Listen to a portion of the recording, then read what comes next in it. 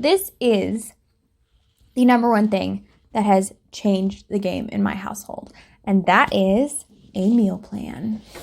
Here it is, folks. The big binder meal plan that my family uses to feed ourselves without going insane.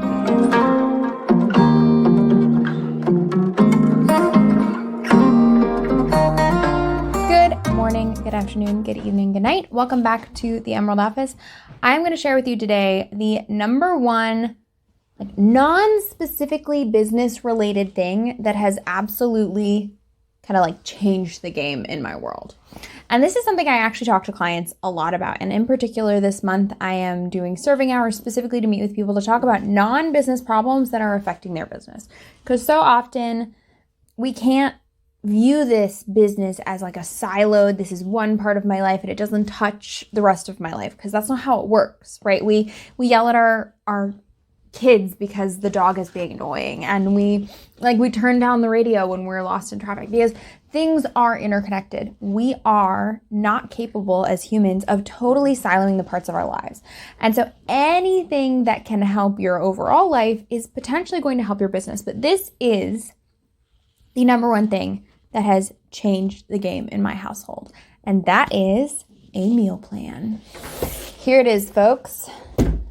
The big binder meal plan that my family uses to feed ourselves without going insane. Because as you all know, getting dinner on the table and it being on time and nutritious and having, all the ingredients for it is a huge part of your day. And so if you can streamline that, then you're golden. So here's some of the great reasons to do a meal plan and why we did a meal plan. And then I'll talk about how it works and how we made it. The first thing that I think is great about a meal plan is that you can totally eliminate that whole mental load of figuring out what's for dinner. You don't have to decide what you're making for dinner. You don't have to try and figure out if you have the ingredients for it. It's already figured out. Having dinner already figured out is half the battle. Even sometimes when I'm really busy and I don't feel like cooking, I go ahead and cook just because it's easier to make the thing I've planned for dinner that night than it is to figure out what kind of takeout I'd like to order. So you also kind of save money, right? If you already know what you're having for dinner, you aren't going to be caught in the grocery store buying random things that you don't end up using. You won't be ordering takeout as much. So you can obviously save a good chunk of money this way. You also can be more exact with your grocery budget. And I'll talk more about this when I talk about how our meal plan works. But you can look at exactly how much it's going to cost you to feed your family for a month before you actually start the month. You're not just setting a goal number and then trying to make it work. You know that number in your grocery budget, in your spreadsheet for your budget, is how much you're actually going to spend on food. The other thing that's really great about it is that it's less food waste. When you know that everything you've bought directly is for the recipes that you're actually going to eat, you don't have things going bad before you can use them, particularly if you are really smart about having one time that you get groceries a week and then planning to use things that go bad quickly, like spinach, very soon after you buy groceries. So we don't eat a lot of salads the day before grocery day because I use all of my easy to wilt things early in the week. The other thing that I love about it is that groceries are much easier, but also lunches are much easier. So in our household, we eat what we had for dinner for lunch the next day. So we always make double, and then immediately we serve our plates and we serve our lunch containers. So my husband always takes lunch to the hospital. I always have lunch ready for me. I just have to take it out of the fridge and warm it up. The nanny can really easily heat up our daughter's food, so we don't have to figure out lunch. And I personally am horrible about skipping lunch if I don't have something planned, and then being really hungry in the afternoon and wanting cake just because my body's hey, you need to give me calories. We didn't have lunch. The last thing that I really, really like about having a meal plan is that it allows us to deliberately design our consumption. So we here at the Emerald Office are very concerned with the environment and sustainability. We want things to be sustainable both for the planet and for like the running of our household. So the fact that this is budget friendly, that is sustainable for our budget. The fact that I don't have as much decision fatigue, that we don't have to argue about whose turn it is to figure out what we're making for dinner, that is very sustainable for my energy as a working mom and the wife of a medical student. And it is sustainable for the planet because it eliminates food waste, and we can deliberately design what kind of consumption we want to do. So for example, we only eat red meat about once a week. We didn't go totally vegetarian, even though that's a great choice you can make for the planet. But we buy less red meat, and we buy better quality or more sustainably raised red meat as a result. We can say we want to have this amount of fish so that we get our omega-3s. We can say we want this number of days a week that we eat vegetarian because that is good for the environment and for our budget. And we can make sure that we're lining up the way that we want to eat with what we eat. Because it's so easy when you don't know what to make for dinner to just default to maybe the things that your parents made that weren't terribly heart healthy, or maybe the things that are cheap and easy, even though they are not necessarily in line with the dietary values you want to be living out. That is probably the biggest thing for me. You get to choose actively, this is the way I want to eat, and then make it as easy as possible for your family to eat that way. We don't need sustainability to be more difficult. We want it to be easy, and this is something that does that. So here's how our meal plan works. Like I said, we have a big shiny binder. I went in Canva and made a cover for it. I'm cutesy. You don't have to have a cover for it. This binder is just the binder we had on hand. So we have our meal plan separated into 4 months, and we have creatively named them months 1, 2, 3, and 4. So for each month, we have a tab in our binder, and that correlates to a calendar. The calendar, when we're in that month, is just going to be stuck up on our fridge, and it tells us what we are eating that week. Now, it is not separated like calendar days, like dates. It is separated into weeks 1 through 4. Month 2 is weeks 5 through 8. So you see how that works. So we really have 16 weeks of meals planned, and we just have to remember which week we're on. It's pretty easy because we just look and see what did we eat last week? All right, that was week 2, so this is week 3. It has we do groceries on Friday, and then we do Monday through Sunday is the week. So on Friday, I get groceries delivered for the next week. Saturday, we have what we call a flex day. That accounts for the fact that we might want to do a date night or go, order takeout one night a week. Sometimes we have extra leftovers if we, made something and it turned out to be more than the number of servings that we thought it was going to be. And then also for my own self, the idea of having every single meal planned out and never getting to try new things is something that I hesitated. So knowing that we have 4 flex days a month, if I see a cool recipe online or in a magazine, I know that I can just pop it into one of those flex days. Similarly, if we want to have a dinner party. Usually that flex day stays on the Saturday, but sometimes we will move it to another day of the week. So I'll make the Thursday recipe on Saturday if we went out on a Thursday date night. So that is the calendar. It lives on the fridge, lets us know what we're having that night. The second piece of this is the grocery list. The grocery list is done by night. So for example, if we're going away for a long weekend and we're not going to be cooking Thursday, Friday, Saturday, or Sunday's meals at home, I want to make sure to not get the groceries for those. So the grocery list is done by night, not by section of the grocery store. I do have a version of these grocery lists that is by section of the grocery store, but because I don't physically go to a grocery store anymore, that's not the most efficient way to shop. And I'll get to that in just a second. So we have weeks 1 through 16 of grocery lists.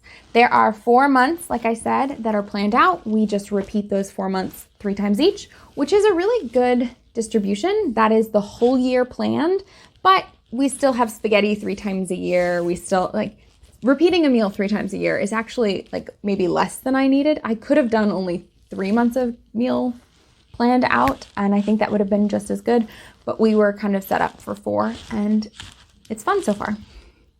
We aren't getting sick of anything, definitely. And there are definitely some recipes that I'm oh man, when's that coming back around? So that's kind of an exciting piece to it. But that is the grocery list. It is here so that I can see everything that is going to be needed for each meal. And then behind the grocery lists for that month, I have all of the recipes. Now, the reason I'm not sharing this as a printable or selling this online is because these are not my recipes. I pulled, like this one is out of a magazine. I love magazines. This one, I'll get to in a minute where we got that from. This is from an old Every Plate from when we used to do meal boxes. We actually have a lot of like old Dinnerly and Every Plate recipes in here. There are some that I've printed off the internet. There's just a wide variety of recipes out there. So we have the month calendar, we have the week grocery list, and then we have the recipes in the order that they appear on the calendar so that hypothetically I flip to the next page and that's tomorrow's meal. The last component of this, and this is what makes things really, really fantastic, is grocery delivery. So we personally get grocery delivery through Walmart. That is one of the few options available for grocery delivery in our area. It's not my favorite or the most sustainable grocery delivery option, but it does make our lives so much easier. So that we have a membership to. It's about $100 a year, and we get free delivery on our groceries as long as you spend $35, which every week of this meal plan it's about $100, I would say, give or take. And there's always some non-meal plan items that we have to throw in, like breakfast food and cat food and that sort of stuff. Within the grocery delivery app, and this is true for a lot of the different options, even if you're not using Walmart, we have the ability to save favorite lists. So we have a list of favorites for each of our 16 weeks of the meal plan. And so that allows me on Thursday, which is the day I order groceries, to go in, say today is week 3, pull up the week 3 favorites list, and then just go down and add to cart. And they are going to allow me in the Walmart app to save how many of each item I would like. So it's going to say 4 lemons, 3 bags of beans, 2 chicken breasts, or 2 pounds of chicken. And I'm just going to be able to add for the whole list. And I can also, of course, not add anything that we already have if we already have pasta or we have leftover chicken breast in the freezer or whatever. And so that is what really makes this magic. On Thursday, I go in, I click add to cart on all the things that we need for the next week that we don't have yet. I throw in a couple extra things for breakfast or snacks, and then those groceries arrive on Friday and I'm able to cook the whole week without having to make decisions.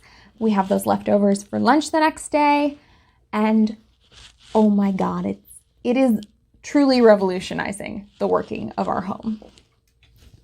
Here is how I went about making this meal plan. We did not start this meal plan from scratch. We saw first a Facebook flash ad for somebody who was selling a meal plan online. And there are lots of people who are out there selling meal plans.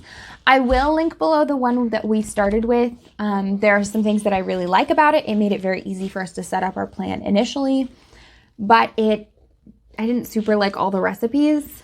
There's a lot of barbecue sauce. I don't really like barbecue sauce. A lot of sugar. So we replaced quite a few of the meals in the meal plan that we originally used. The meal plan that we originally used also used every other day, and they did leftovers for dinner the next day as opposed to leftovers for lunch the next day. So we essentially had, and I'll show you the original meal plan. We essentially had like every other day planned out, and then we filled in the recipes that we had, things that we were used to making, and things that we had recipes from magazines and the internet and whatever. And we fleshed out that every other plan into an every night plan.